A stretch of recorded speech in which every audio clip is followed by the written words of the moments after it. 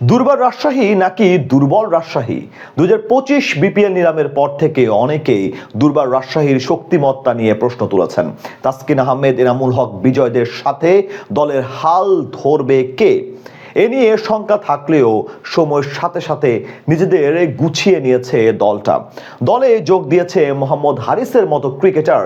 ইতিমধ্যেই প্রধান কোচ হিসেবে ফ্রাঞ্চাইজি নিয়োগ দিয়েছে পাকিস্তানের ইজাজ আহমেদকেও।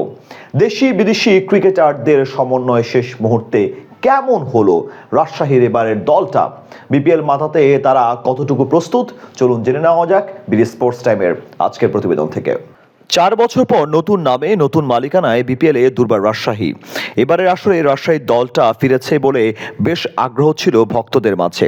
তবে নিলামের টেবিলে তুলনামূলক কম শক্তিশালী দল গড়ে রাজশাহীবাসীদের খানিকটা আশাহত করেছে ফ্রাঞ্চাইজিটি। তবে তাসকিন আহমেদ, এনামুল হক বিজয়দের দলটা সময় গড়ানোর সাথে সাথে নিজেদের গুছিয়ে নেওয়ার চেষ্টা করেছে।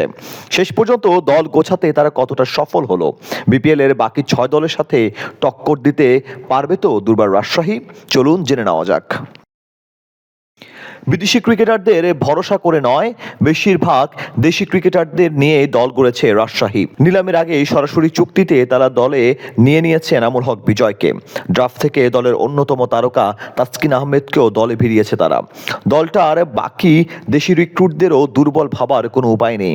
এনসিএল টি20তে ব্যাট হাতে দারুণ পারফর্ম করা জিসান আলম, সাথে আছেন এই টুর্নামেন্টের শিরোপাজয়ী অধিনায়ক আকবর আলী, আছেন হাসান মুরাদের মতো বাঁহাতি স্পিনারও। ইয়াসির আলী, সাব্বির হোসেনরাও দেশি ক্রিকেটার হিসেবে পরিচিত মুখ। নিলামের ড্রাফট থেকে দলে পেয়েছিলেন 2 বিদেশি ক্রিকেটার, পাকিস্তানের সাদ নাসিম ও শ্রীলঙ্কার লাহিরু সামারাকুন। বিপিএল এর গত আসরে পিসিবির অনাপত্তিপত্র না পাওয়ায় চট্টগ্রাম চ্যালেঞ্জার্সের হয়ে কোনো ম্যাচ না খেলেই বাংলাদেশ ছাড়তে হয়েছিল পাকিস্তানের তরুণ ব্যাটার মোহাম্মদ হারিসকে। তবে এবার হারিসকে 2 দিন আগে দলে ভিড়িয়েছে রাজশাহী। সব ঠিক থাকলে তাকে পাওয়া যাবে পুরো মৌসুমের জন্যই।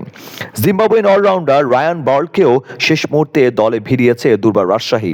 জানা গেছে আরও 2-1 বিদেশি ক্রিকেটারের সাথে কথাবার্তা চালাচ্ছে দলটা।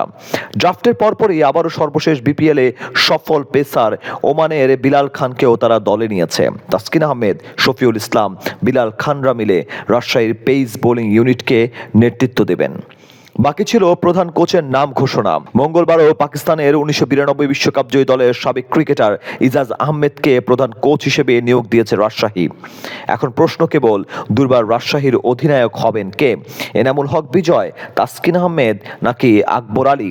রাজশাহী ম্যানেজমেন্ট পছন্দের লিস্টে অবশ্য উপরের দিকে তাসকিনের নামই নাকি রয়েছে। মাঠে লড়াইয়ে নামার আগে নিজেদের দুর্বল নয়, বরং ব্যালেন্সড টিমই মনে করছে দুর্বার রাজশাহী। দর্শক, কি মনে হয় নিজেদের প্রথম আসরে খেলতে এসেই কি তাক লাগাতে পারবে দুর্বার রাজশাহী? দলটার কোন তারকার খেলা দেখতে আপনি মুখিয়ে আছেন? এ ব্যাপারে আপনার মতামত জানাতে ভুলবেন না। সাবস্ক্রাইব করুন আমাদের ইউটিউব চ্যানেল। ভিডিওটা ভালো লাগলে লাইক, কমেন্ট এবং শেয়ার করুন।